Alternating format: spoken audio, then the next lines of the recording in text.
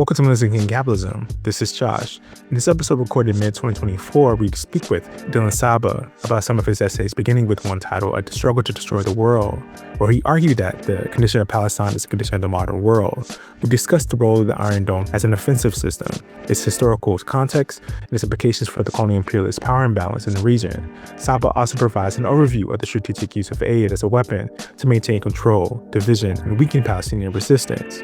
We also touch on how the Israeli military's inability to defeat Hamas militaristically forces the U.S. and Israel to adopt different strategies of counterinsurgency in an effort to try to replace Hamas with a more compliant Palestinian Authority.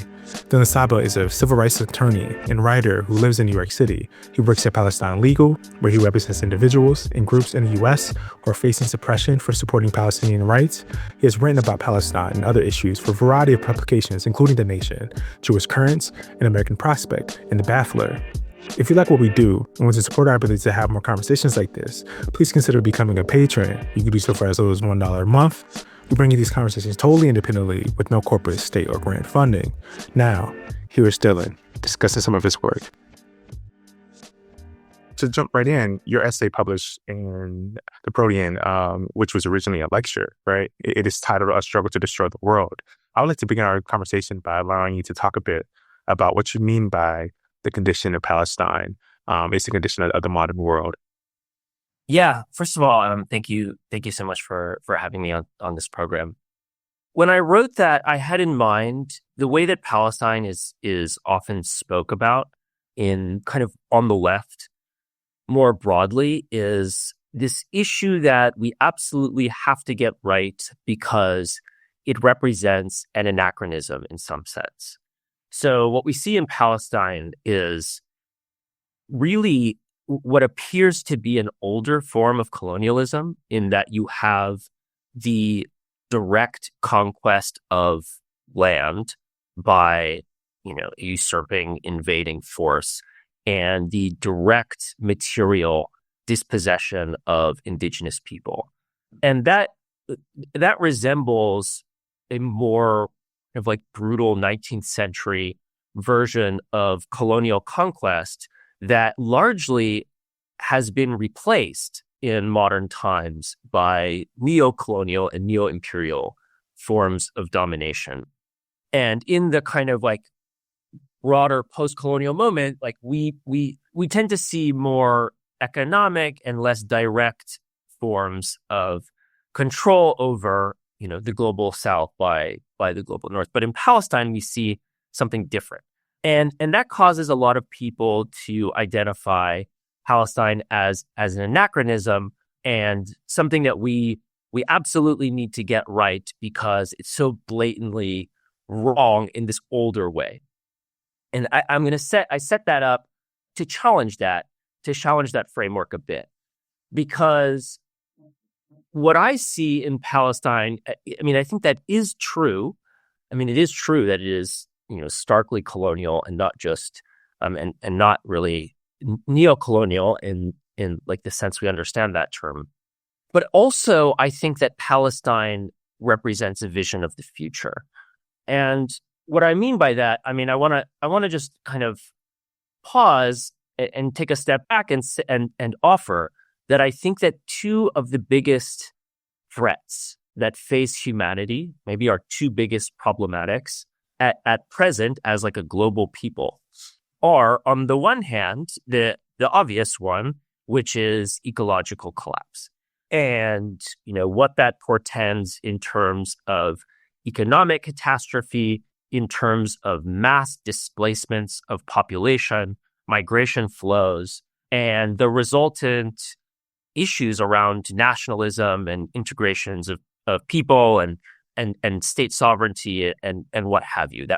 And we kind of are, at this point, know that is going to continue to get worse and worse, probably in a really accelerated fashion in the coming decades. And the other problematic we have to contend with is declining American imperial power.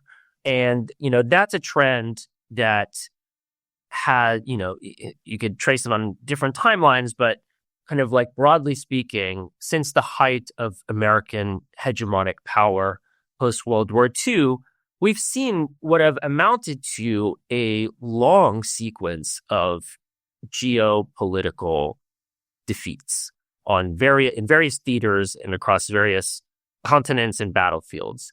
And we've also seen now in the past, generation, the rise of China as an economic power, and many in the United States and, like the so-called blob of, foreign policy mind hive, view the rise of China and the sequence of geopolitical defeats that the US has navigated as a huge, huge problem. And they are very worried about American unipolar power ceding to a multipolar world order, or even to the rising power of China. And that has raised the stakes for these successive military engagements because, we can say, and I think it's true, that the United States is losing geopolitical power, but they maintain the world's strongest military. And that really hasn't changed. And that's a very dangerous combination of factors, right? So the US is, paranoid about losing its global hegemony and has all of these military tools to try and defend that hegemonic power. And the fact that it's not working has really only caused them to use more force, basically. And so looking at these two things together, right? So we've got some major threats. The ecological collapse and the resultant demographic flows and, stateless populations that will be caused by that, and kind of increasingly belligerent U.S. geopolitical aggression as it fights to hold on to what is ultimately a unipolar hegemony that is under threat. Okay, so why am I talking about all this, right? And where does Palestine fit in? So what I'm suggesting is that Palestine is important not just because it is this older version of a colonial situation that we can easily say this is right, this is wrong, but because Palestine as a nation that has a stateless population that has been both deprived of resources. Now, Palestine has been deprived of resources not because of climate change, but because of directed, genocidal policies from Israel and the United States. But nevertheless, an exiled population that has been, cut off from natural resources, seeking basic dignity, basic dignity in the form of the means of survival and also, a national home and self-determination and sovereignty. And they're facing these, and what they're up against is like the flailing military arm of U.S. hegemonic power being exercised through its proxy in Israel. And so the reason why I write that, the condition of Palestine is the condition of the modern world is that really when I look into the future, I see many Palestines, many possible Palestines. And so for me, the reason why the struggle for Palestinian liberation is important, not only because I am myself Palestinian, and so this is like a part of a personal struggle to a degree, but because I expect that what we're seeing play out here to be replicated, and so we need to win to be ready for those battles in the future.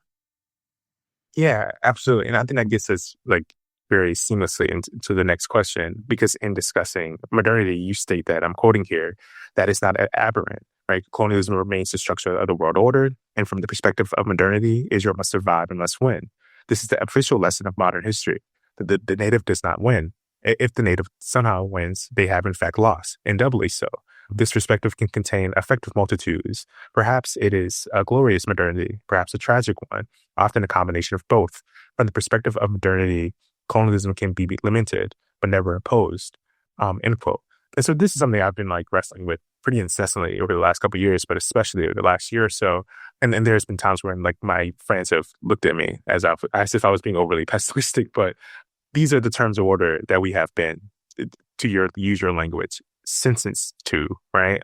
As in Palestinians are suffering and dying in mass in the way that they are, not really because of October 7th or because of the hostages or even because of Hamas, right? But because the world is currently structured in such a way that produces these mass killing, right? These mass killing events. This is the outcome, a consequence of an inability of previous generations and our current generation to bring rest and modernity to a halt. But I find myself incredibly sympathetic to the language you're deploying, specifically when you ask, how does one oppose the world, right? But you continue by saying, I'm quoting here again, if the Palestinian struggle is one for liberation, then it is a struggle to destroy the world, to break the sentence into fragments, to break open the earth too, and to build from to build from these shards of language and land a bridge to the future, a new world with new meanings, new structures expressed through new events, end quote. So if you will, I know you touched on this a little bit in your last answer, but just talk about this a bit. Yeah, I mean, I think that this is the fundamental challenge. And when I say that colonialism still structures the world and structures the possible outcomes, I really mean that to be certainly not a denigration of the anti-colonial movements that have achieved successes up till now. But it really is a claim about language, and particularly language and discourse in the global north and in the United States, where we're having these conversations, right? So conversations about, for example, Palestinian armed struggle often will reverberate against particular historical reference, right? Or particular reference points. And the ones at hand often are the Algerian national liberation struggle, the Vietnamese national liberation struggle, and the South African anti-apartheid national liberation struggle as these various models for what ending colonialism looks like. And when I say that the lesson of modernity is that the native can never win, and if they do win, it's actually a loss, and doubly so, is the kind of this like morose assessment, right, of okay, well, what has national liberation actually achieved in the places where it has, quote unquote, succeeded? And, this is often thrown in the face of advocates for Palestinian liberation, which is to say, like, oh, well, look at Algeria now, or look what happened to Algeria after it won its war of independence. Or, look at what happened to South Africa, where South Africa is at now, or even Vietnam. And the point of that is to say, it cost these national liberation movements millions of lives in order to win their war. And in each of these cases, what emerged was a relatively weak, and I'm using this in a pretty neutral way, a weak state relative to the colonial powers that continue to dominate, right?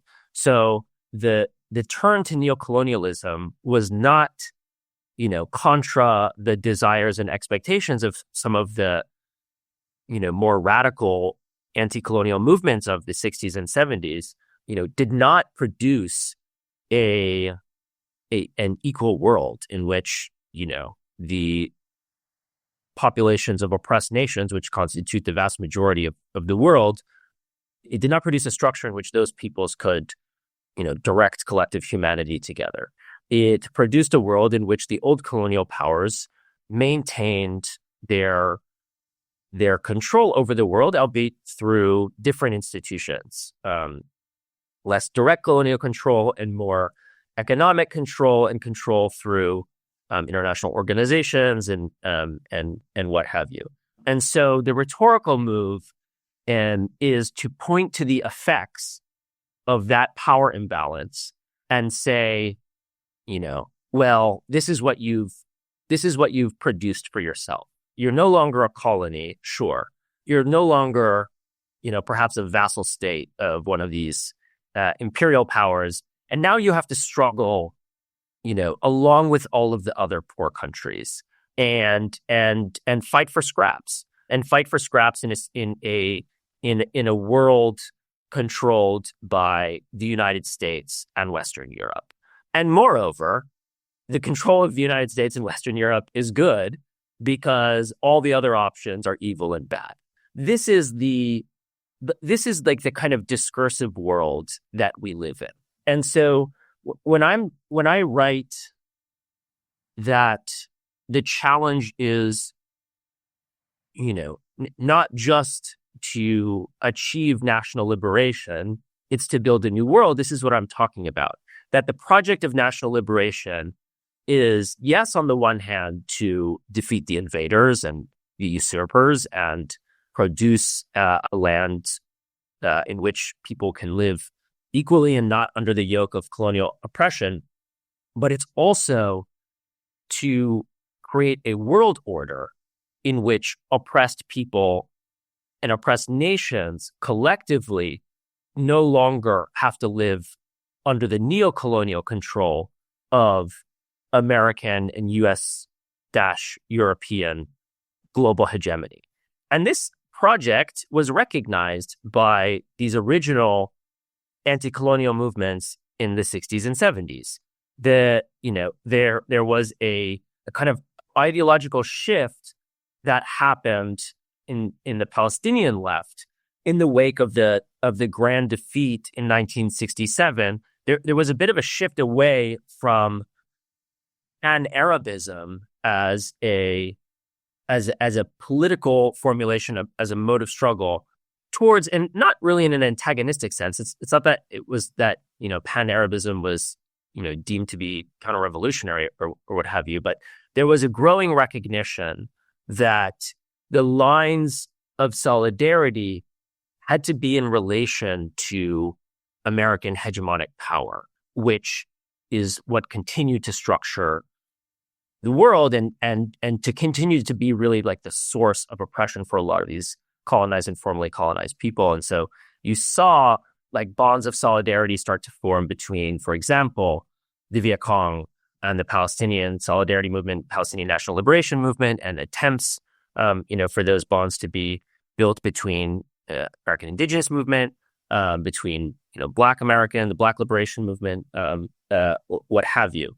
And I think that we have not yet transcended that problematic. I think that there was a large counter-revolution against that way of thinking. But, with those lines, somewhat laid bare again with the genocide of Palestine, I think is really exposed that this structure remains present. I would say there's renewed energy towards this kind of internationalist thinking, which says that national liberation is important. It's important on its own terms. So like Palestinian self-determination is an objective worthy of our struggle in and of itself. But for true liberation, it must be in conjunction, in coordination, and towards the objective of a broader anti-imperialist struggle to destroy the macro structure that holds the colonial world in place. Certainly. Absolutely. I appreciate you for breaking that down.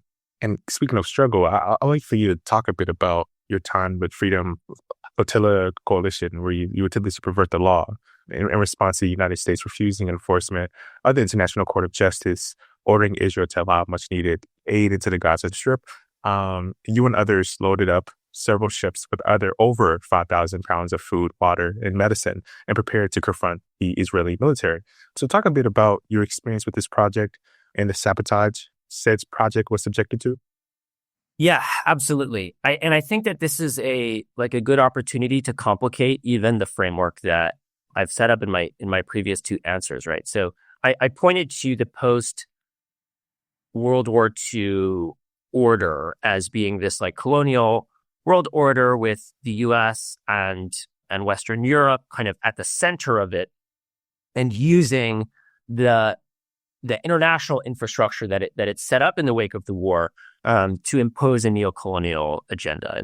And part of that is, the UN system, although we can complicate the extent to which that system itself is a colonial tool versus a, prospective forum for international comedy. But nevertheless, many of the institutions set up by the United States and Western Europe in the wake of World War II were or have been utilized to protect that hegemonic power. What the Gaza genocide has exposed are perhaps the internal limits or contradictions at the core of that arrangement, because you have institutions like the ICJ, the International Court of Justice, which is the legal organ of the United Nations. Actually, let me pause and run back as an illustration of how the international system functions functions at least in part to cement this colonial/neocolonial world order, is that the United Nations functionally created the state of Israel. It was the United, in one of its early acts, it was the United Nations Partition Plan, which, although the plan itself was never implemented, gave legitimacy to the Israeli national project and set out some orders and some land in a very unfair and unequal way, both in terms of the amount of land and the particular land versus the population demographics. But gave legitimacy to the Israeli settler colonial project, right? And fast forwarding to today, we have the International Court of Justice, that the court of that same body, saying that there is a very plausible case that Israel is engaged in genocide, and they have ordered, they ordered that Israel not proceed with the invasion of Rafah, which they of course ignored, but also ordered that Israel take steps to allow aid into the Strip, which they have been systematically blocking. And this is, we're talking about the beginning of this year now. Things are much, much worse now, and much less aid is getting in now. And the siege, particularly in the north of the Gaza Strip, has become just exceptionally horrific. And we should talk about the specifics of that. But the court did order months and months and months ago Israel to allow aid in. And so we have the institution set up that is has the function of protecting, U.S. hegemonic interests, is now saying, effectively, you have to stop this war. Now, that's not something that the U.S. or Israel could tolerate for these reasons of imperial decline that we started by talking about, right? They have determined that they cannot lose. A loss would be too big of a geopolitical loss, and so they must win. And that's why they are doing everything in their power to compel a Hamas surrender. Now, they don't actually have the tactical ability to compel such a surrender on the battlefield, which is why they're resorting to genocide by the indiscriminate mass bombing of the Gaza Strip, and also the utilization of starvation and dehydration and disease as weapons of war to try and compel surrender. They've since now moved on to different theaters. So having unsuccessfully compelled surrender in the Gaza Strip, they are now kind of trying to move up the ladder of escalation, which again we'll cabin and perhaps talk about later on. But in the spring, the court said, you have to let this aid in, and they didn't. And the United States threw its weight around effectively to make sure that there were no consequences for Israel continuing to prevent aid. There was some theater around, there was Israel conducted a strike on World Central Kitchen aid delivery, and that pissed off a lot of people in Washington because that's the organization of Jose Andres, who's very popular in DC on a social level, chef, that a lot of these, blob politicians and political bigwigs like to patronize. And so that ruffled some feathers, and there was some nominal changes that were very short-lived. But for the most part, Israel just ignored the orders of the court, and the United States gave them permission to do so and prevented any form of accountability. And so what we were left with was the promises and the letter of international law, basically saying like, okay, well, in the international system, we've got some rules on how you can conduct yourself, and you're in grave violation of them, and you need to fix this. And in particular, to fix this by stop imposing a siege and stop starving the people of Gaza in order to achieve your political objectives on the ground.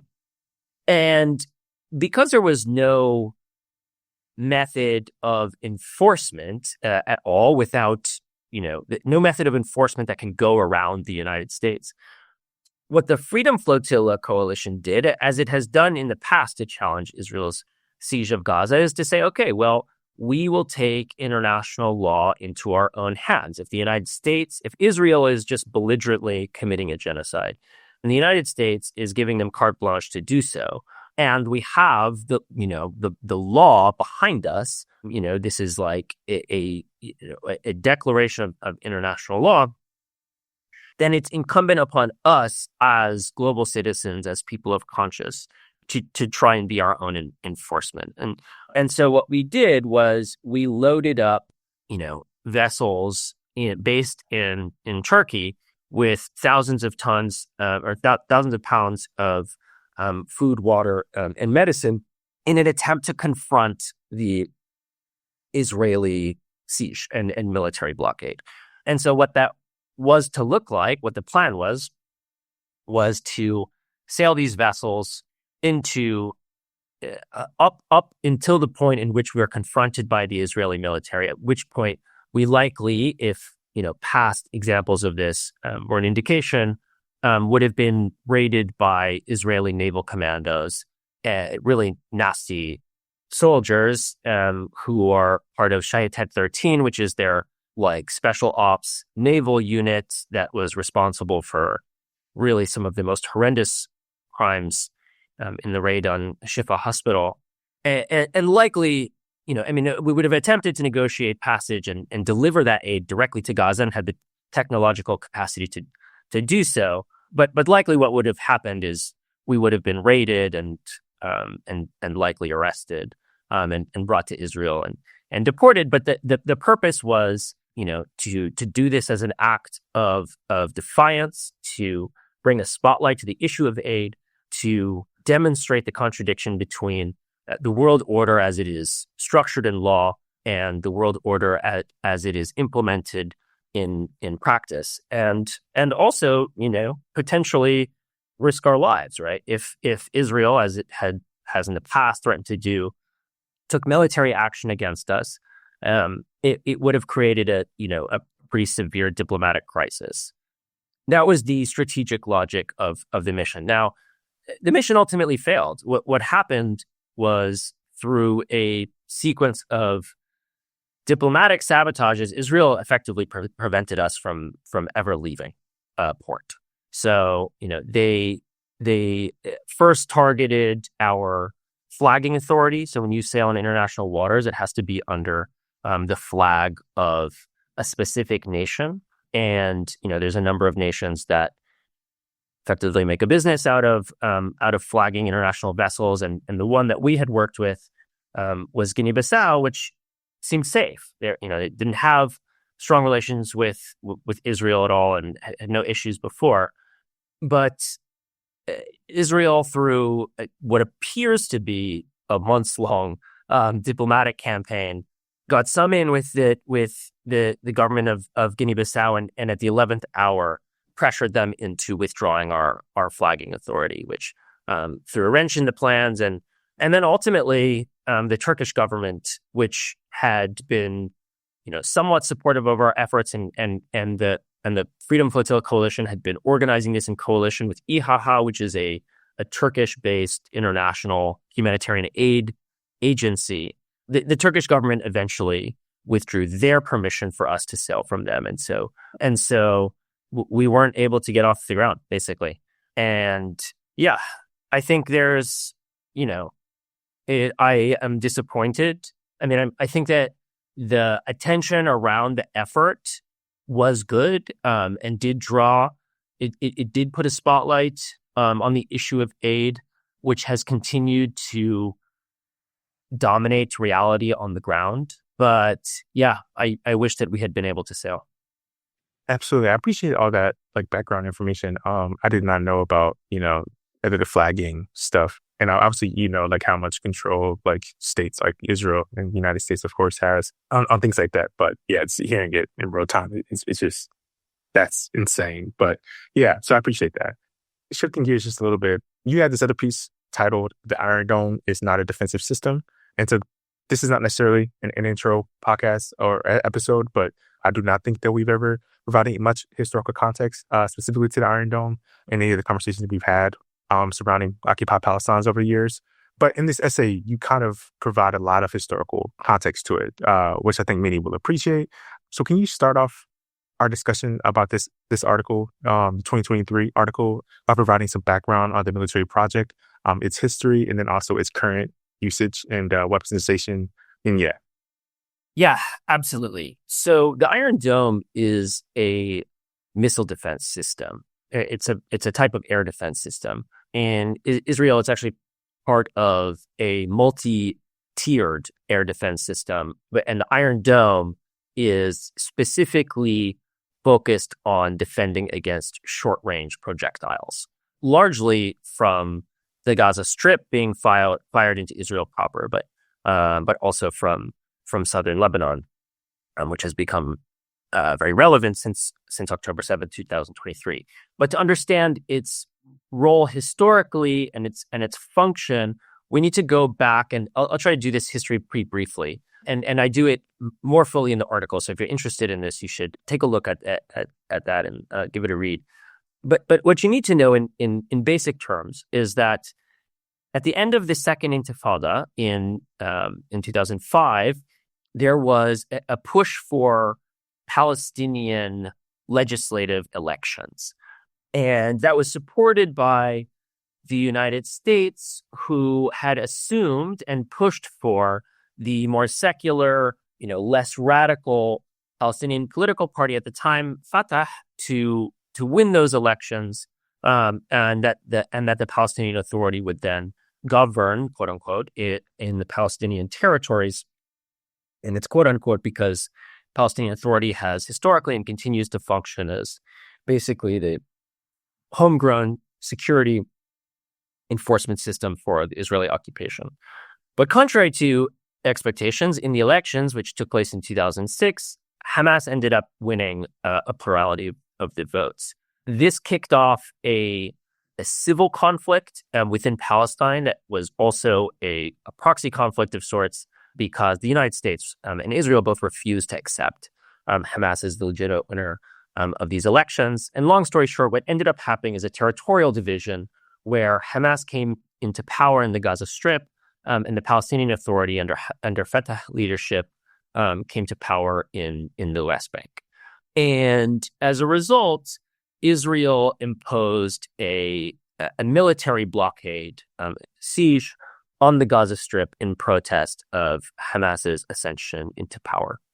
Because Hamas, unlike Fatah at the time, supported armed struggle against Israel. And they had, from that time, Hamas had a quite crude missile rocket program, and they would fire rockets from the Gaza Strip into Israel to protest the occupation, to demand, their national liberation, but also to protest, the siege on the Gaza Strip, which is preventing, essential foods, medicines, construction materials from entering Gaza, and really just designed to immiserate the Strip and as a form of collective punishment, and really as a form of collective imprisonment of the Palestinians in Gaza. Right, Israel's controlling the borders by land, sea, and air, regulating the inflows and the outflows. People, everything had to happen with Israeli permission.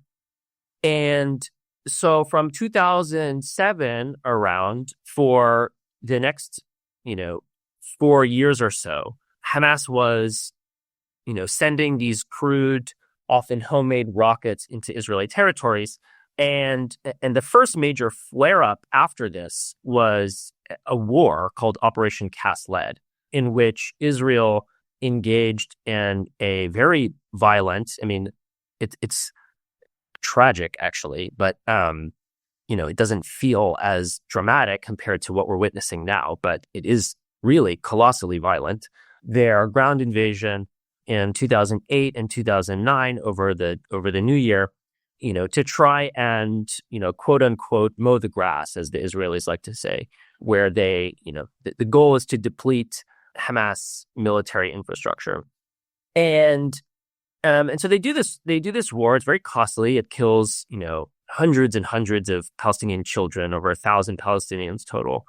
But they start to produce a technological system where they can effectively keep the Palestinians encaged, imprisoned, and besieged for in a long-term sense, without actually having to deal with the regular rocket fire. And that system was the Iron Dome system. And it is, co-produced by an American and an Israeli military defense firm, quote unquote defense. And it's basically a battery or a series of batteries that its function is to detect projectiles coming from the Gaza Strip and elsewhere and to automatically shoot them down. And so this came into function in 2011, maybe 2012 or so, and for the subsequent decade plus was in place in the Strip and really quite effectively prevented Hamas from being able to cause many Israeli casualties with their rocket fire. And what that meant was that Israel could then effectively, quote unquote, manage the conflict, which has been the Netanyahu strategy since 2007, effectively, where Israel, occasionally will, every couple of years, will engage in either a wide-scale bombing campaign or a ground invasion to cut down the military capacity of Hamas, and their domestic population is basically fine with this in perpetuity because there's no cost to them. So the strategy of an insurgent guerrilla movement is often to wage a war of attrition, because that's the only way that those groups are able to fight against a conventional military. And the purpose of the missile defense system is to negate the attritional costs that the guerrilla group is able to inflict on the occupiers by again, negating the impacts of these rockets. And so it produced a situation over the next decade plus of building tension inside Gaza, kind of raising of the temperature inside Gaza as, the population continued to live for years and years and years with under a siege and with successive military assaults from Israel and no form of deterrence, no way to counter that, no way to prevent it, no way to scare the Israelis away from inflicting whatever violence they felt was politically useful to inflict upon them. And ultimately, I think this kind of pressure cooker structure, in combination with the failure of the nonviolent resistance movements within the Gaza Strip, including the Great March of Return in 2018, of which Hamas itself was a chief organizer. The failure of those movements to move the needle at all on the occupation of Palestine, on the collective punishment of Gaza, plus the pressure cooker structure of having Gaza absorb blow after blow after blow without having any form of deterrence, is what eventually exploded on October 7th. Yeah, absolutely. And I just want to ask a quick follow-up question. If you could say a little bit more about Israel kind of using any excuse to go on these rampages every couple of years. Yeah. So, I mean, I can't speak in like specific terms about what the constellation of motivations were for each Of course. military aggression. But in broad strokes, right, there's a lot of things that could influence Israel to, quote unquote, again, mow the grass, right?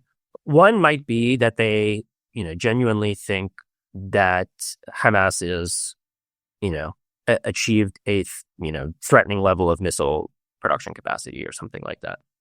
But more prominently, and this is kind of what tracks with the historical record, is that Israel would intervene and launch these wars at times when it felt like there was maybe going to be reconciliation between the various political factions in the Palestine national movement, right? So again, we talked about 2006, 2005 to 2007 as being this period of fracture between Hamas in the Gaza Strip and Fatah in the West Bank. And since then, there have been various efforts to reconcile these positions, to reconstitute the older Palestinian National Liberation political formation under, in a new way, but which would be the Palestinian Liberation Organization, the PLO. And, that would require a lot of political wrangling and negotiation between the various factions, but it's remained a possibility. And a unified Palestinian political movement is really not in the interests of the Israelis or the Americans, who prefer to have their lackeys in the West Bank enforcing the occupation, and the quote unquote terrorists in Gaza who are providing them a kind of a reason for their wanton military aggression and repressive policies and their slaughter of Palestinians. So having both of those and having them divided serve the interests of the occupation. And so, at times when reconciliation felt like it was on the table or being approached, that's often when Israel would engage in these military assaults to wedge that division back open and to heighten those contradictions. Absolutely. I appreciate that explanation. And you state that the widespread Zionist view of the Iron Dome is a kind of exemplification of the devaluation of Palestinian life endemic to U.S. foreign policy, because it negates the ability of militant groups in Gaza to respond to Israel's incursions, allowing almost total impunity for Israel to strike without fear of repercussions, right? And I really appreciate this framing, because not only do I agree, of course, but it is not an argument that I see very often, but it also applies to surrounding nations, right? As we're talking about Iran or Lebanon, for example. So if you can, talk about this a little bit. Yeah, absolutely. And I think this is, thinking about the historical role of the Iron Dome is important for understanding the roots of this particular sequence. So like how we got here and how we got to October 7th. But it's also important for thinking about the escalation that we are currently seeing as Israel seems, and with the backing and support of the United States, seems to be trying to provoke a wide-scale regional war. And, I think there are complicated reasons for why Israel's doing this and why Israel's doing it now. Principally, as I think I mentioned before, a failure to, win outright on the ground in Gaza. So a failure to overwhelm Hamas with military force and compel a surrender. I think that they are now, Netanyahu can't end the war, because if it ended now, it would be a defeat on Israel's own terms. And Netanyahu can't stomach a defeat for his own political survival.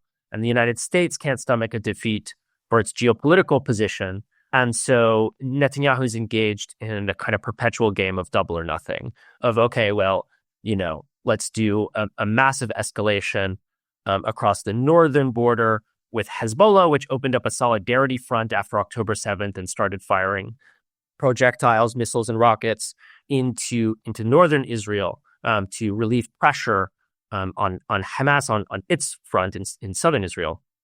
So the Netanyahu regime has chosen to escalate, basically, hoping that they can put enough pressure on Hezbollah to compel a Hamas ceasefire, And failing that, to move up the ladder of escalation and put such pressure on Iran to compel a Hamas ceasefire. Now, there's some fundamental flaws in this logic, even just on its face. The United States and Israel both take the perspective that, Hezbollah certainly and also Hamas are not really independent political actors. They just fundamentally don't recognize the cause of Palestinian national liberation as a legitimate one, which is kind of ironic given that the failure to recognize the legitimacy of the cause of Palestinian national liberation is almost a trope in Israeli Zionist history and self-mythology. Dating back to the 50s, Israeli Defense Minister Moshe Dayan gave a very famous speech, basically warning the Israelis never to look away from the Palestinians and never to overlook their national cause because they're dispossessed people and they will never stop fighting. But that's a bit of an aside. But today, fast forward to today, the Israelis and the Americans really view all of this as as the meddling of Iran and kind of falsely believe that Iran could call up Hamas on the phone and order them to surrender and that would work. But okay, so what fuels these delusions, right? What actually authorizes these delusions? And what authorizes them is the same kind of logic of the same broken logic of deterrence, right? Where the United States, the Israel feels empowered to engage in these wars of aggression and these escalations across different borders because they have the military backing of the United States. And this was true with Iron Dome too, right? I mean, the Iron Dome is not only co-produced by an American military company, but it is also funded by the United States. And this is where, it's kind of come up in pre-October 7th as political flashpoints around its funding, which is what originally motivated me to write that essay. Because the United States just gives away weapons to Israel constantly. That is, we talk about military aid. We talk about, we often talk about how the United States is funding genocide, but that's not quite right.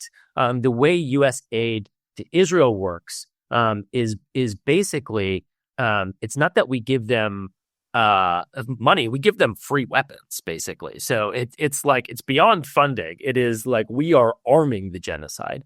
And part of that is arming their missile defense systems. And so fast forwarding to today, right? Okay, so Israel, as it loves to decry and proclaim, is a small country, right?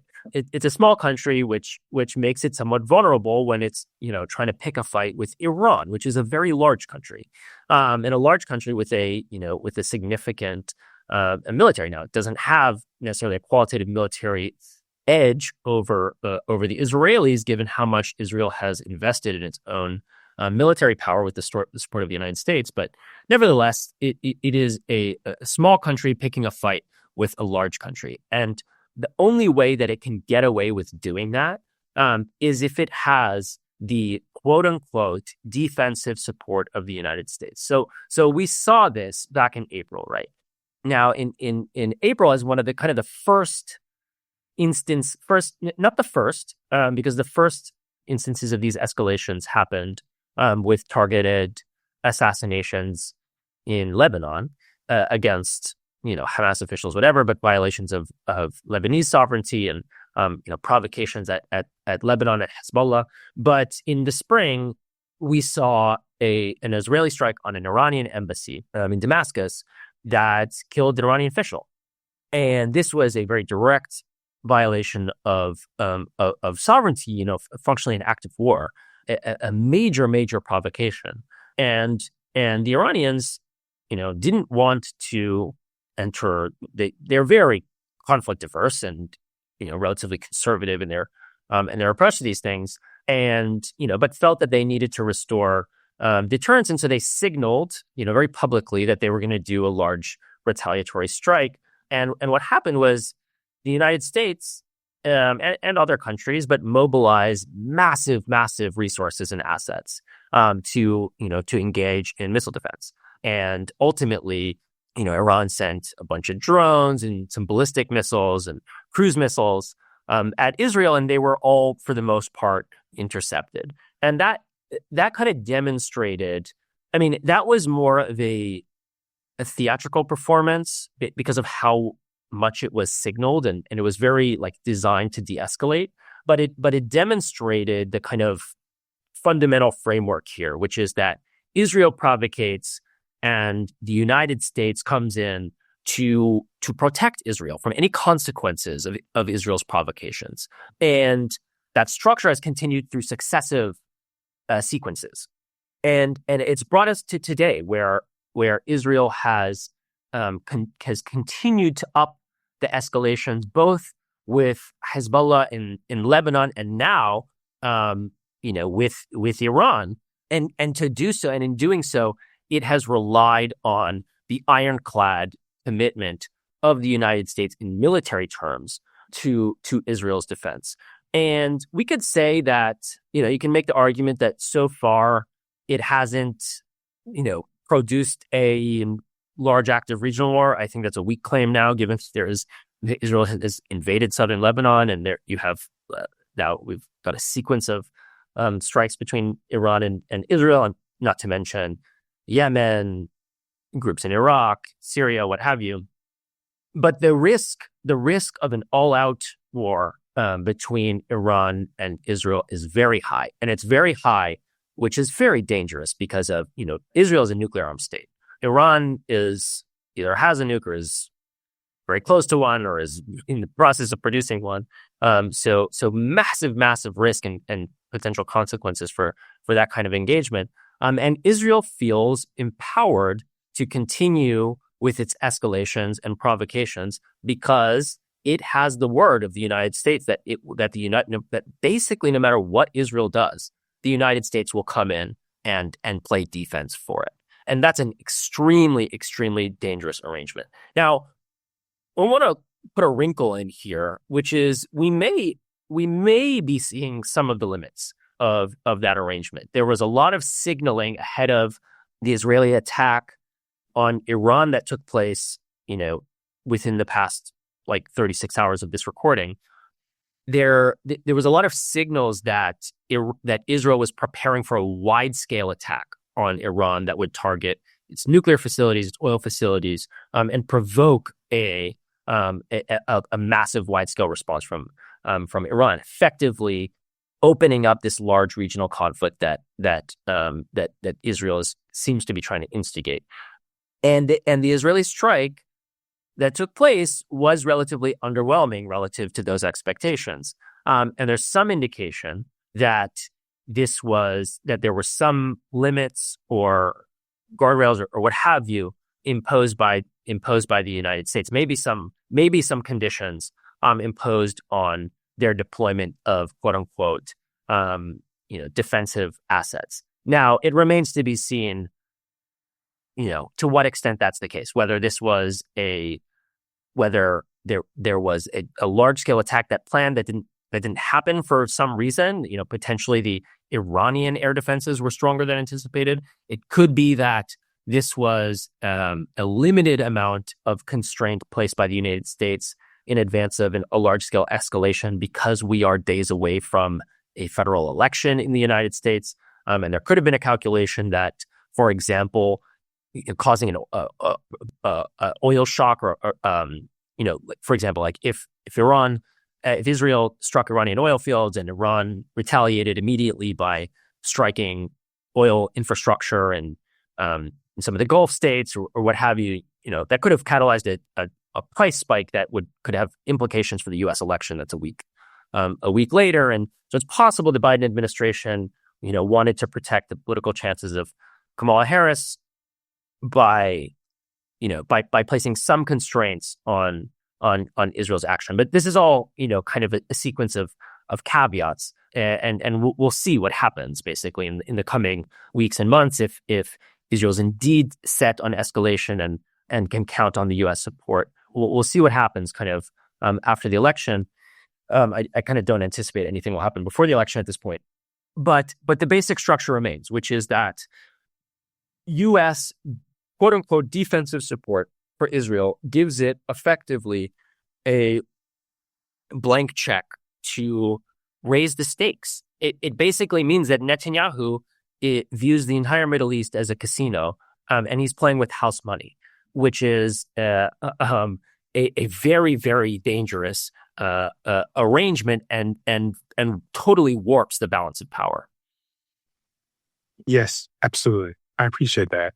And so I've heard people invoke the history that is oftentimes overstated and even egregiously narrated, that Israel created Hamas, right, and encouraged its emergence as a preference to the other organized militant formations that existed at the period, right? And I've heard folks, particularly Palestinians, push back against this narration, calling it a bastardization of what took place. And I want to be clear here, that I'm not accusing you of making this argument exactly in this piece, but I'm curious because you do state in the article that, and I'm quoting here, Israel aims instead to maintain Hamas's position as Gaza's governing authority while limiting its ability to deal substantive damages, end quote. And I just thought that was interesting, specifically that first part. So for one, this was published over a year ago, and a lot has happened since. So it is absolutely fair and okay for you to have an updated or a more expensive analysis. But I would love for you to elaborate on this point, if you wish. Yeah, so I think that your kind of like nuanced framing of this is accurate and helpful. And yeah, I mean, I think that there's probably like a difference of perspective on whether the Netanyahu government tolerated Hamas in power versus, had a strong preference for Hamas over other political formations. But I think that the key, what I would offer is that the Netanyahu government is mostly interested in maintaining a status quo of division. It's not so much that they were like, oh, Hamas is great. Hamas, accomplishes what we want to accomplish in the Strip. It was, we need to keep the Palestinians divided as such. And they fundamentally underestimated Hamas. They underestimated Hamas as in its military capacity and its intelligence capacity, and its a capacity to adapt its strategies to Israeli occupation, right? So as opposed to Netanyahu loved Hamas, I would suggest that it's Netanyahu fought to maintain the status quo. And the status quo was one of division, and it was one in which Hamas was empowered in the Gaza Strip, exclusively in the Gaza Strip, and held as, in his view, an impotent military power. And so, people will say, like, there's kind of quotes you can leverage to say that he supported the funding of Hamas, but I think the way to understand that is that in his view, or in the view of people in his orbit, that Hamas is basically all bark and no bite. So if if they allow some degree of funding to come in, via the Qataris, they could very minimally, raise the standard of living in the Gaza Strip such that everyone's basically bought off. So Hamas can continue to bark, but fundamentally they would not, do anything to put at risk the minimal amount of aid that was coming in that made life minimally tolerable. And they fundamentally, with the Iron Dome, and with their own, they kind of were like smelling their own farts in terms of their own invincibility and military prowess and intelligence. They overlooked Hamas. They overlooked Hamas as a legitimate military force, and they overlooked the commitment that Hamas had to national liberation as a national liberation organization. So I would say that there was a degree of misplaced confidence and a desire to sustain the status quo in perpetuity, to basically hold Hamas down, hold the people of Gaza down for long enough to to put the other pieces in place. And this is kind of the longer term Netanyahu and Arab Gulf state and, Biden White House, following the Trump White House in terms of the Brett McGurk, Jake Sullivan worldview of we're just going to hold the Palestinians down long enough to get these normalization agreements in place. So those would be, agreements entered into between Israel and Gulf states, the United Arab Emirates, Bahrain, Kuwait, Saudi Arabia, etc. Some of these have been inked, some of them are still prospective, but the idea is maintain the status quo, keep Gaza minimally bought off until you get the other Arab states to abandon the Palestinian issue, and then you can just lock in permanent occupation.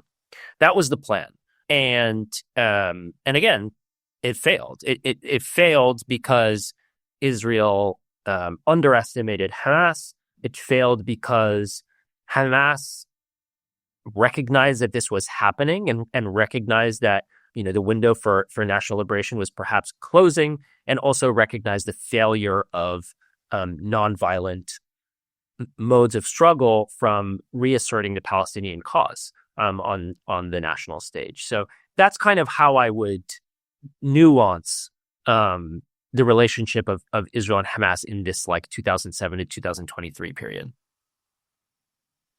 Yeah, that answers it perfectly. So I appreciate that. But yeah, so shifting gears a little bit, in aid with wars, you discussed the controlling of aid as a tool for U.S. and Israel. So can you talk about this a bit as a tactic?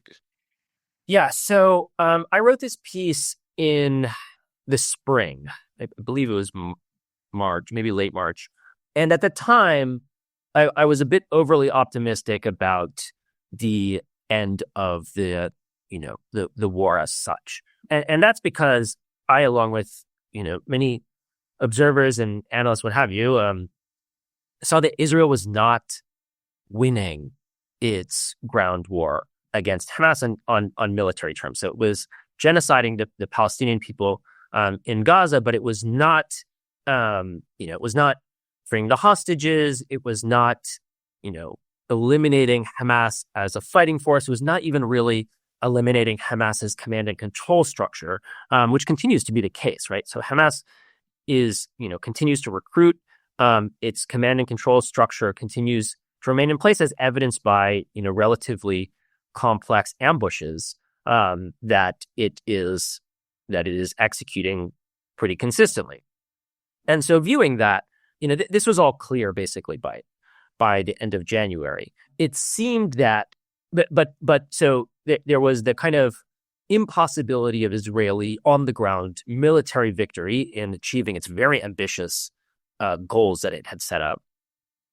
But the kind of the inability of the United States and Israel to stomach an all-out loss here, right? So the U.S. and Israel, their position is Hamas cannot remain in power because that would be a loss, and also would mean probably it would be a victory for Hamas. Hamas would claim victory, and it would be a vindication of the strategy of armed struggle. So were they to simply, conclude a ceasefire anytime between October of 2023 and the spring, and probably up until present, they would view that as having lost to Hamas, vindicated the strategy of armed struggle, and would basically mean that they're just sitting ducks for the next October 7th to happen, which would be more devastating, even larger, what have you. Now, whether that would come in 1 year, whether it would come in 10 years, whether it would come at all, this is an open question, but this is the logic, right?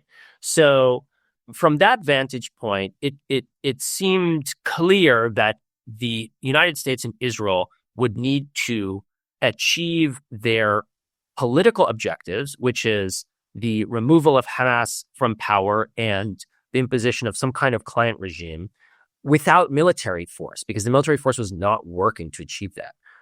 And in order to, speculate about how that might happen, we can look, I guess from that point, from the spring of this year, we could look back at how the United States has engaged against, guerrilla wars in the past and how it has developed its own doctrine of counterinsurgency, borrowing from the European models, in order to do this, right? In order to win, the quote unquote hearts of minds necessary to impose a new form of governance on a foreign people.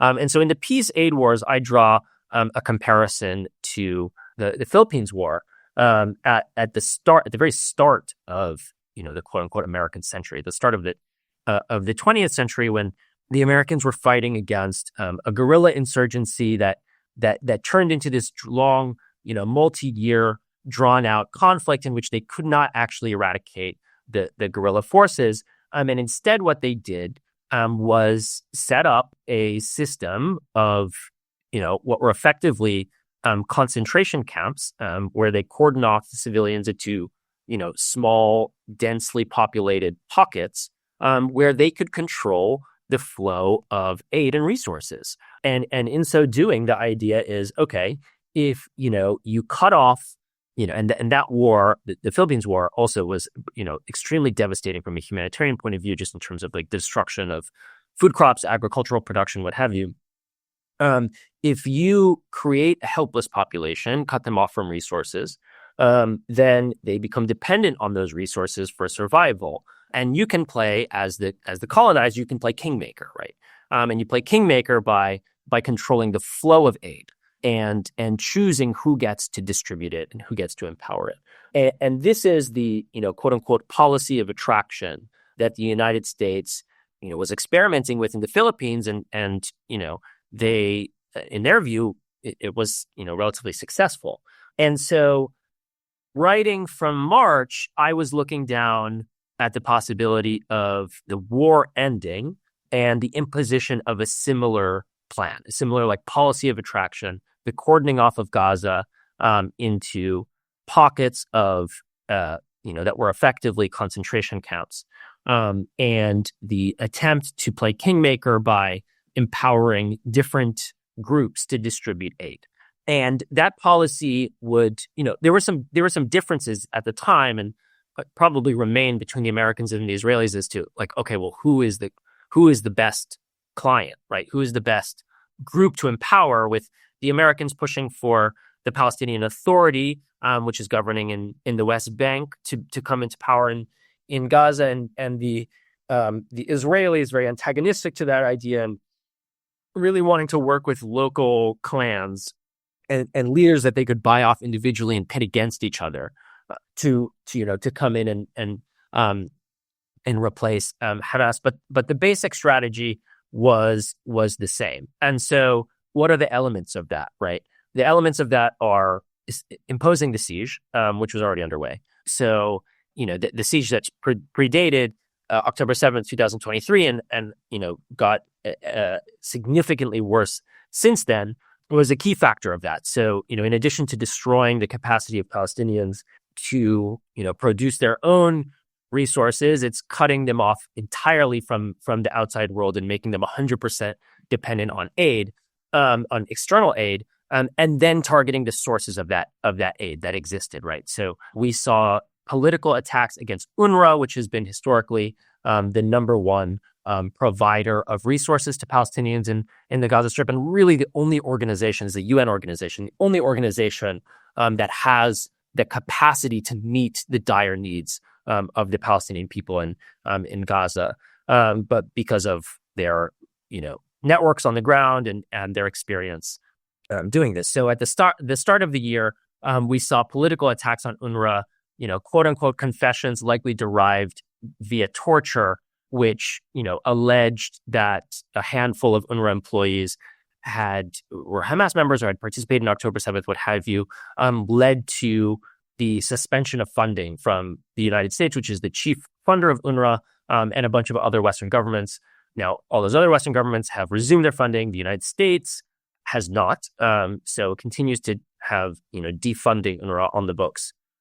And this is all putting stuff in position, putting the pieces in position for this policy of attraction to play kingmaker in the Gaza Strip and to carve a replacement for Hamas as a political authority, basically out of the fabric of Palestinian society. Now, where I was too optimistic with this not very pleasant vision of the future was I thought that there would be a ceasefire deal before this policy really came underway. I thought there'd be a ceasefire deal to get the remaining hostages out, and that the kind of assault on Hamas as a political authority would be more gradual. But that was not the case. There was no ceasefire deal reached. The hostages, and detainees held by Hamas in the Gaza Strip are basically left for dead by the Americans and by the Israelis, who just didn't ever agree to a deal. And anytime they got close, that Netanyahu would sabotage it or change its demands or what have you. But where I was right, and what we have seen is progress on this strategy of controlling aid. So the United States has not refunded or has not lifted its defunding of UNRWA. In fact, now, as of a couple of days ago, the Israeli Knesset is moving. I don't think it's been passed yet, but is moving to basically revoke permission from UNRWA at all from operating in the Gaza Strip or the West Bank. So it would be denying visas for UNRWA personnel and basically trying to get rid of them entirely. So that's kind of on the table, and we're seeing the imposition of the so-called generals plan for northern Gaza, and that's effectively what we're talking about here. So the generals plan, it's for northern Gaza, but it's a kind of indication of the vision for all of Gaza, which is to separate the Gaza Strip, already a tiny territory, into cantons. And they started by and this happened since I wrote that article. They started by dividing the Gaza Strip in half. So they built something called the Netzarim corridor, which cuts off northern Gaza from the rest of Gaza, and it's a strip that is occupied by Israeli military positions. And they're basically demanding, or first they're demanding that the north just be depopulated, and saying that anyone who remains in the north will be considered a militant and subject to extermination.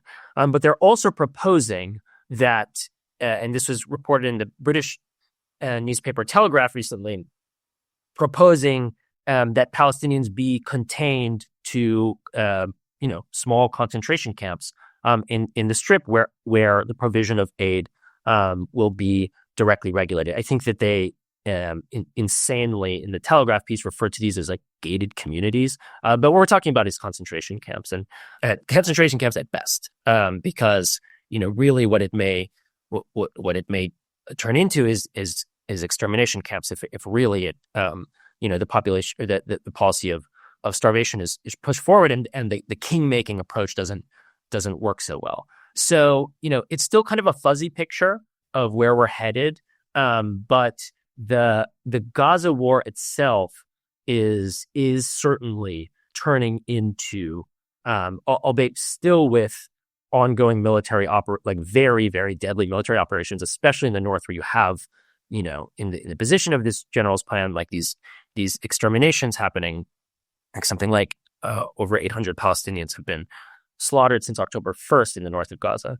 But we do see motion towards this strategy that more closely resembles the U.S. counterinsurgency approach of using control over aid flows to try and displace Hamas as a political leadership and empower whatever local actors they view as most pliable. Yeah, certainly. And you kind of, in that answer, answered two of our last four questions. So we don't have to get too deeply into it. But I do appreciate how in this piece you contextualize this form of pacification or counterinsurgency to more historical examples like the 1898 U.S. winning the war for colonial possession of the Philippines against the Spanish, for example. So if you want to, if not touch on the entirety of that section, but want to talk a little bit about this iteration of counterinsurgency from a historical purview. Yeah, I mean, it's tricky because I was too optimistic in terms of the military campaign wrapping up. It we're not really in the world of counterinsurgency yet. Like the pieces are being put on the board for it, but what I anticipated was that the war would wind down and we would phase change into the world of counterinsurgency and control through, the instigating internal divisions between political actors, which is key to the counterinsurgency strategy, and control over the flow of resources as being the primary means for affecting political change on the ground. And that hasn't happened. Instead of de-escalating or executing a ceasefire, Israel has instead chosen to escalate its military fronts. And not only has it chosen to escalate its military fronts, but it's chosen to escalate its military fronts and maintain the Gaza genocide as a kind of relief valve, right? So they will try, to engage in these like shock and awe attacks on Lebanon and on Iran, to try and win everything in one fell swoop. And when that fails, instead of facing the failure, the Israelis have sought to regain their footing and regaining their dominance by continuing the Gaza genocide and continuing the slaughter in North Gaza. So that's happening, and that is just a kind of cruder genocidal military logic at play. Now, the counterinsurgency stuff is still ongoing on the side of that. And that's the kind of, quote unquote, day after planning. And it's not just happening in Gaza too. So it is happening in Gaza in terms of the de facto imposition of the general's plan and potentially even the de jure imposition of the general's plan. We don't quite really know. In terms of dividing Palestine, the Palestinians in Gaza into these concentration camps and trying to sow internal division, but also in Lebanon, right? So if you read the statements from the United States and from Israel in terms of what they're trying to achieve in Lebanon, like they are trying to achieve regime change in Lebanon, and they're trying to do it with the threat of military force. I mean, their ground invasion of southern Lebanon has thus far been relatively impotent, but they are trying to empower particular political actors and military actors in Lebanon, namely the Lebanese armed forces, to try and sow civil conflict, and leverage the threat of destruction of that country to empower prospective clients, or even in some cases old clients of the Israelis and of the Americans. So it's hard to say really like where things go from here. I think it really does depend on the battlefield, and it depends on what happens in these large scale military confrontations. And so there's a possibility that this spirals outward into a much larger conflict in which the United States is directly involved, and potentially other large states are directly involved. We can't really say what that would look like, but it's a very scary prospect, and and that's like the kind of the path of escalation.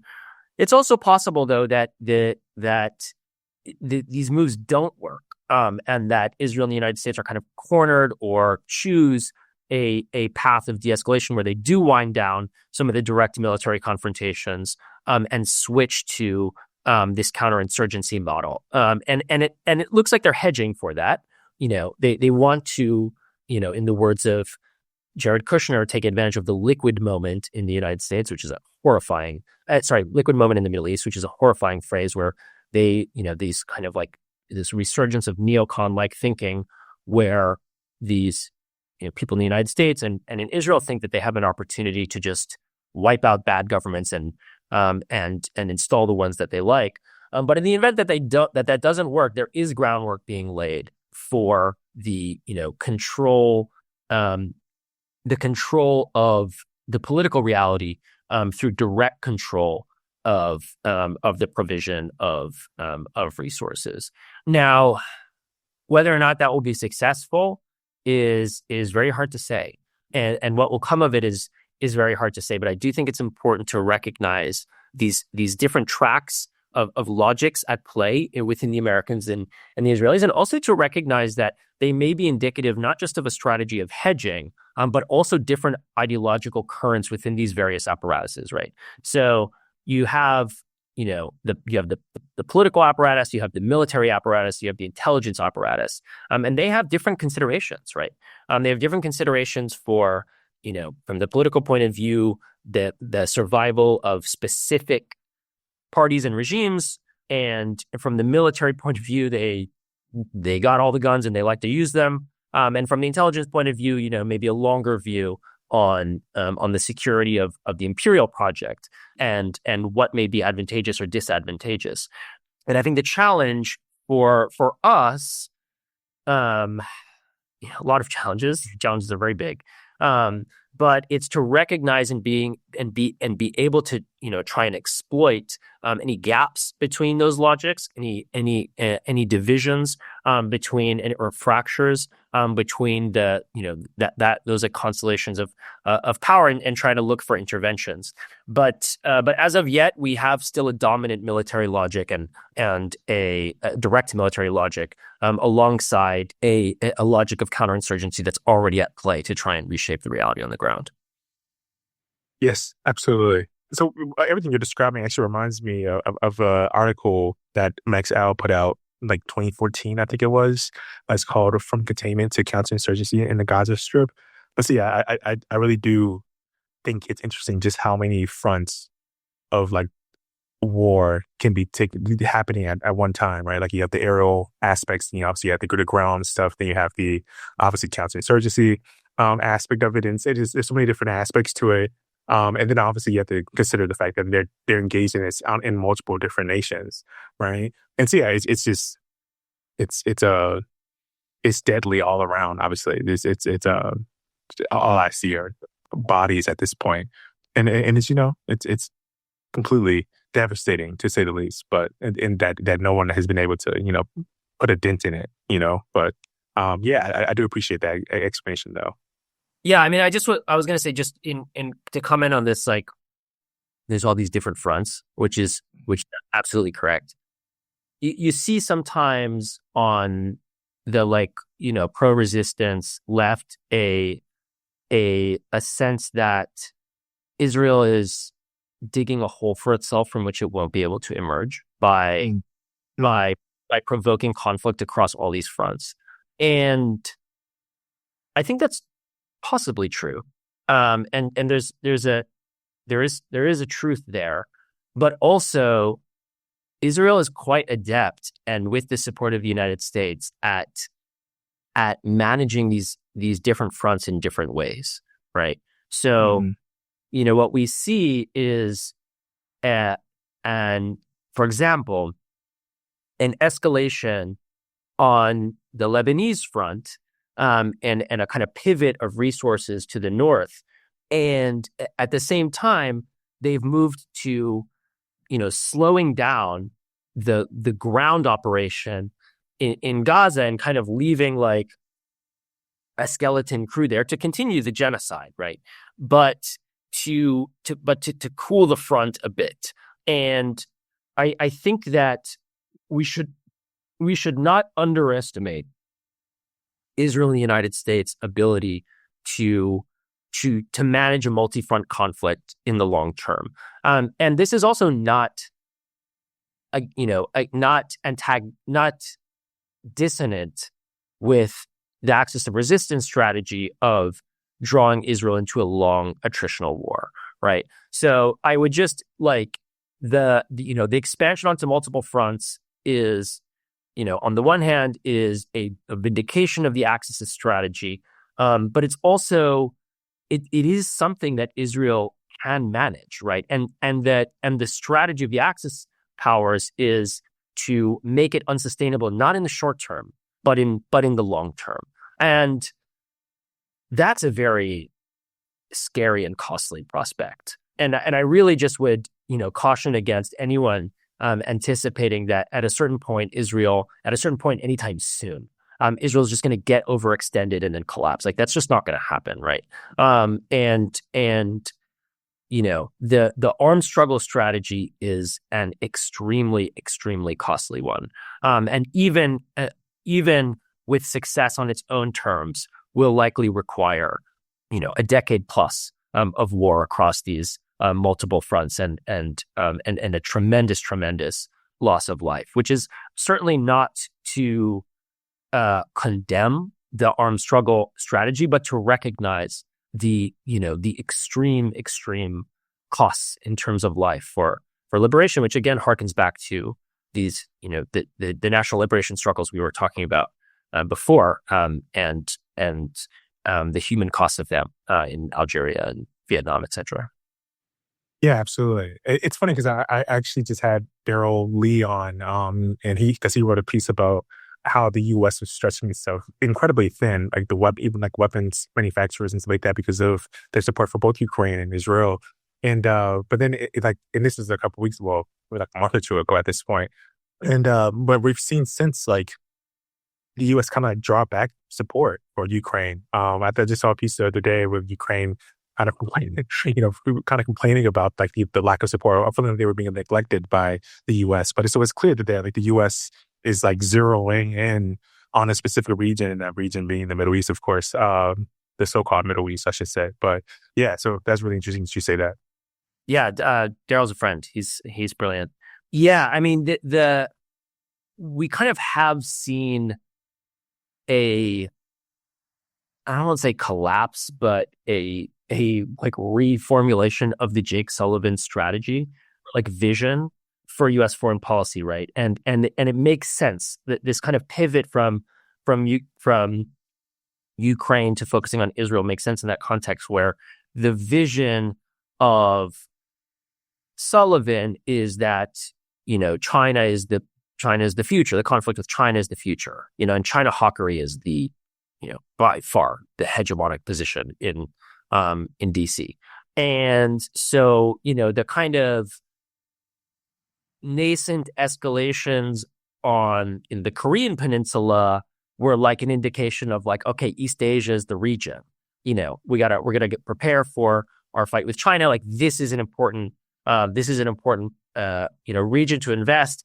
But then Russia invaded Ukraine, and the thinking changed of like, oh, okay, well, we need to just shore up our hegemonic posture in Eastern Europe, and then we can get to Asia. Okay, that's the order of operations. And then October 7th happened, and it was like, oh, actually, we need to shore up our hegemonic position in the Middle East, which is the kind of, the quagmire that the United States had been engaged in for decades now. And then we can shore up East Asia, and then we can shore up Eastern Europe, and then we can get to Eastern Asia and prepare for the big fight with China. But what we're seeing is this kind of like rapidly increasing imperial decline, right? Where these regions that we had thought were shored up, right? Sullivan himself had written in like the days before October 7th, 2023, that the Middle East is really quiet. Like they thought they had it shored up.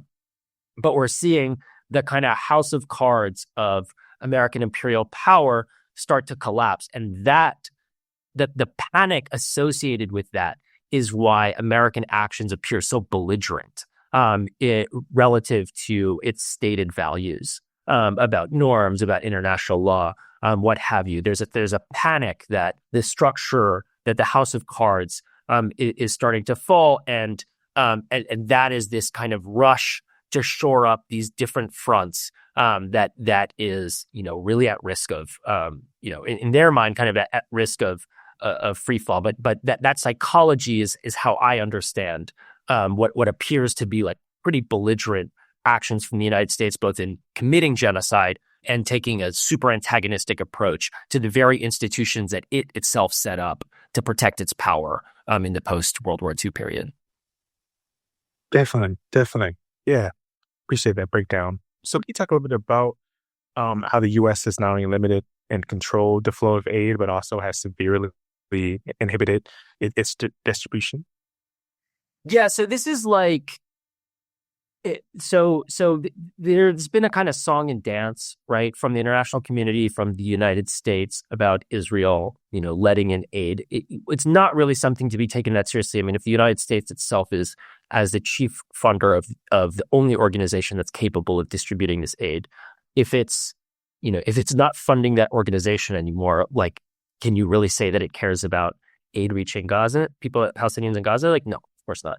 But on the micro level, Israel does all kinds of things to slow down the distribution of aid. So there's plenty of aid sitting in trucks outside of these border crossings, and Israel subjects it to all kinds of kind of random screening processes, just holding up trucks for no reason, allowing or disallowing really basic supplies from entering the strip.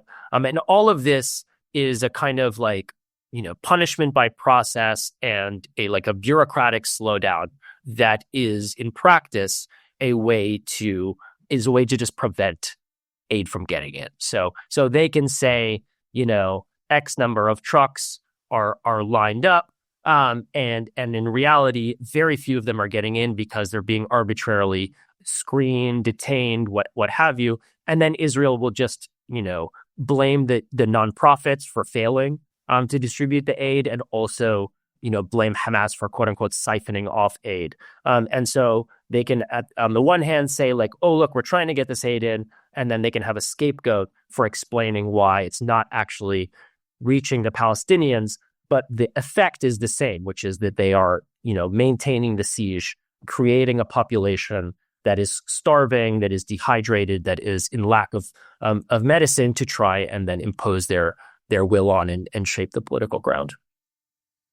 Yeah, definitely. And you also note that Israel has escalated its long-standing campaign to delegitimize the UNRWA, the international agency that since 1949, which has been responsible for providing essential humanitarian assistance to Palestinian refugees.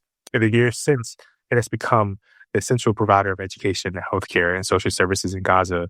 In the current war, it is the only entity with existing infrastructure to adequately distribute aid on the ground.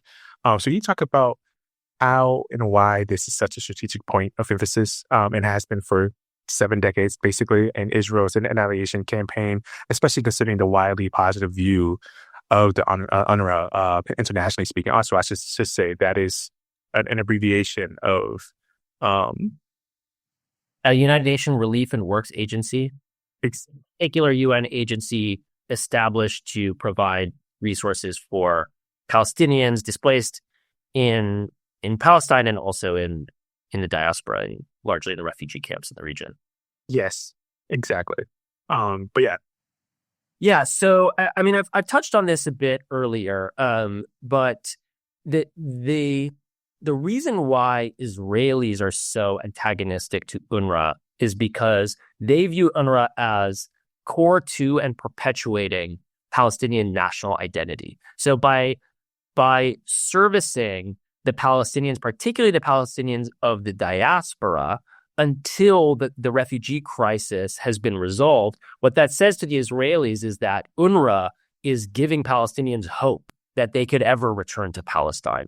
And so that's why they're hostile to the organization, not just in this current moment of, providing aid to the Palestinians that they're trying to starve, but they also view UNRWA as keeping hope alive that needs to be extinguished. And so their campaign against UNRWA is a broad one, and it is an attempt to defeat the Palestinian people's desire that those exiled and expelled to return to their homelands. And so this will apply to the massive number of refugee populations and internally displaced people in the Gaza Strip who are exiled from the territory that is now under the sovereignty of Israel, within Israel proper. But also to the Palestinians who are stateless, who are living in refugee camps, an example in Lebanon, and to try and eliminate that hope for return and force their host states force them to assimilate UNRWA, assimilate the Palestinians. This is their long-term vision of solving the Palestinians in exile problem, because there are now millions of there have been successive generations born into exile, and there are now millions of Palestinians who hold on to a notion of return or a desire to return to the land of Palestine and to return to a free Palestine as Palestinian citizens.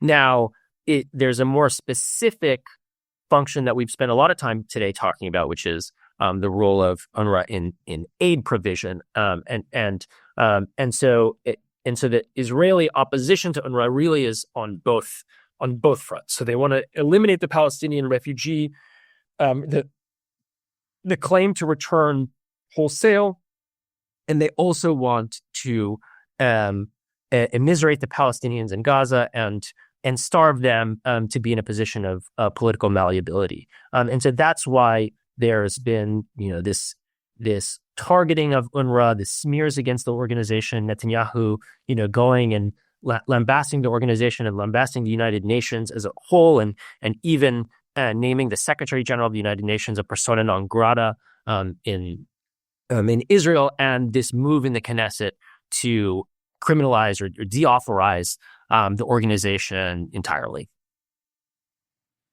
Absolutely. And so it has become clear in the last few months, specifically according to comments made by both Biden and Harris, that the goal today is to, and I'm quoting you to right now, to break the will of the Palestinian people, incentivizing them to reject Hamas and embrace the authority of whoever or whomever they permit to govern. End quote. So Harris made a very explicit comment a few weeks ago about wanting self-determination for Palestinians, but not under the governing body of Hamas, which obviously contradicts her claim of wanting self-determination, of course, as Hamas is the democratically elected governing body. But this is also why I asked the question earlier regarding your piece on the Iron Dome, where you state that Israel wants to maintain Hamas's governing position. Because I'm interested in hearing you talk a bit about what you were seeing with regard to the Biden administration, whereas apparently wants Gaza to be ruled by a version of the Palestinian Authority. Yeah, October 7th changed a lot. So certainly Israel no longer wants Hamas in power in Gaza. If we can ever say that they fully did, and the status quo that existed before is no longer sustainable. It's no longer tolerable.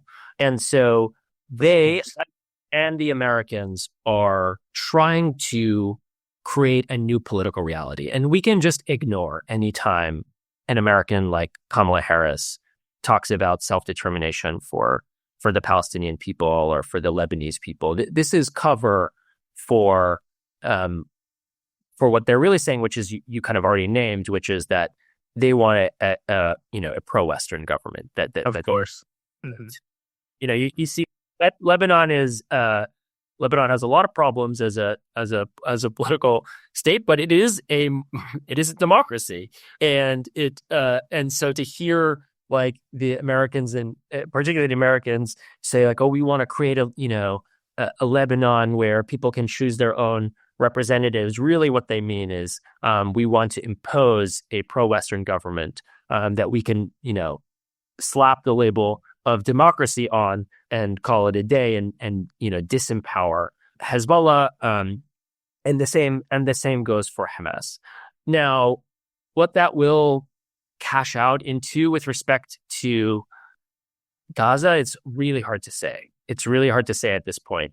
It seems now relatively unlikely that Hamas will emerge this as the sole governing political authority in the Gaza Strip, but that's because it doesn't seem like the war will end anytime soon, and there's really not much in the way of a viable alternative. Now, we can say that the most ideal outcome, the outcome that most approximates self-determination, it would be a unity formation of the Palestinian political factions, in which there could be a new Palestinian Authority, a new Palestinian Liberation Organization that incorporates Hamas and a unified government, across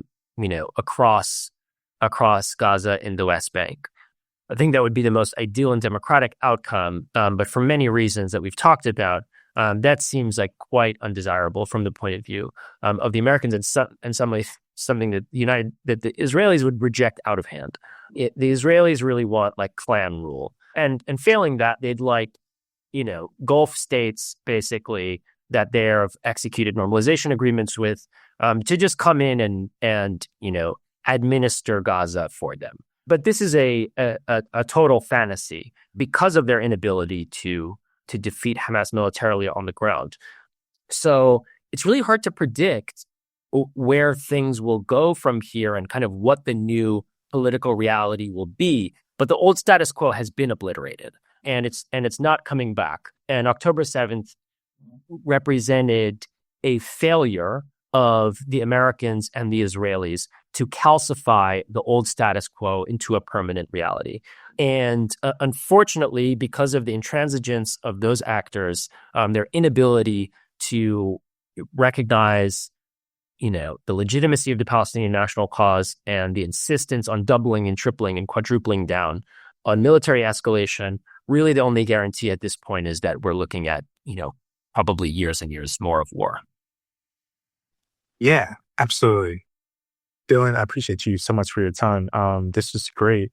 I appreciate your elaborating on so many of these questions. And so, but before I let you go, would you like to tell folks where they can find you, or just even like shout out anything that you're working on and keep up with, whatever you're about to put out into the world, I guess you can say.